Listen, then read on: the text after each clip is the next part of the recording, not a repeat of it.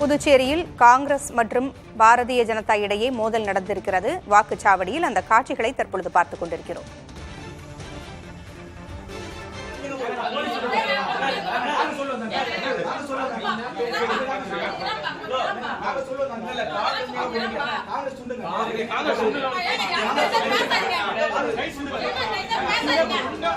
விவரங்களை வழங்க செய்தியாளர் ரஹ்மான் இணைந்திருக்கிறார். ரஹ்மான், புதுச்சேரியில் கட்சி துண்டோடு வந்த காரணத்தினால் வாக்குவாதம் ஏற்பட்டிருக்கிறது. காவல்துறையினர் இருதரப்பையும் பிரித்து விரட்டி இருக்கிறார்கள்.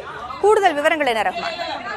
உங்களை புதுச்சேரியை பொறுத்தவரை தற்போது வரை 44.95% வாக்குப்பதிவானது நடைபெற்று வருகின்றது.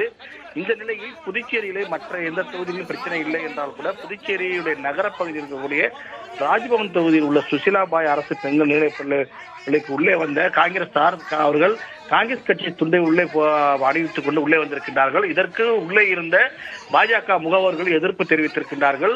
இதனைத் தொடர்ந்து காங்கிரசாரார் தங்களுடைய காங்கிரஸ் துண்டை உள்ளே அணிவித்துதான் உள்ளே வருவோம் என்று அவர்கள் கூற இருவருக்கும் இடையே மோதல் ஏற்பட்டிருக்கின்றது. இதனைத் தொடர்ந்து அந்த பகுதியிலே போலீசார் உள்ளே வந்து அவர்களை உடனடியாக அப்புறப்படுத்தியிருக்கின்றார்கள். தகவல் அறிந்து வெளியே வந்த காங்கிரசார் மற்றும் பாஜகவினர்கள் வாக்குச்சாவடிக்குள்ளே நுழைய முயன்ற போது போலீசார் அவர்கள் அங்கிருந்து விரட்டி அடித்து விட்டார்கள். தற்போது அந்த பகுதி அமைதியாக இருக்கின்றது. போலீஸ் பாதுகாப்பு வழங்கப்பட்டிருக்கின்றது. மேலும் அந்த வாக்குச்சாவடியை சுற்றிருக்கக்கூடிய பிற வாக்குச்சாவடிகளிலும் எந்தவித அசம்பாவித சம்பவம் ஏற்படாமல் இருப்பதற்காக போலீசார் குவிக்கப்பட்டிருக்கின்றார்கள். பூங்குழலி, தற்பொழுது அங்கு நிலவரம் எப்படி இருக்கிறது? இந்த பிரச்சனை காரணமாக பொதுமக்களுக்கு ஏதாவது பாதிப்பு ஏற்பட்டதா?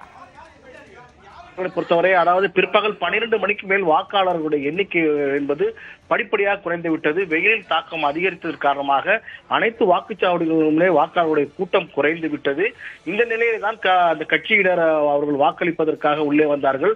இதனால் தான் இந்த பிரச்சனை ஏற்பட்டிருக்கிறது.